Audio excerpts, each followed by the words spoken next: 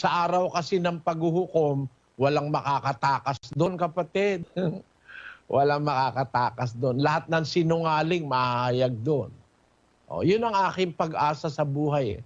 Na pagdating ng paghuhukom, kung hindi ko man makuha ang hustisya sa Pilipinas, pagdating ng paghuhukom, meron namang paghuhukom pa eh. O, meron pang katapusan na hinaharap. Matatapos ang mundong ito. Naku, huwag kayong magpapaligaw na hindi na magugunaw ang mundo. Ulitin nga natin yun, baka maligaw sila eh. Hindi na po ba niya gugunawin ang mundo?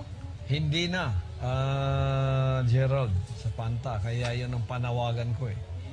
Sa buong salibutan. Sa panahon ni... Hindi na raw gugunawin ang mundo. Hindi na. Biro mo, sumasagot wala sa Biblia. Nasa Biblia gugunawin eh.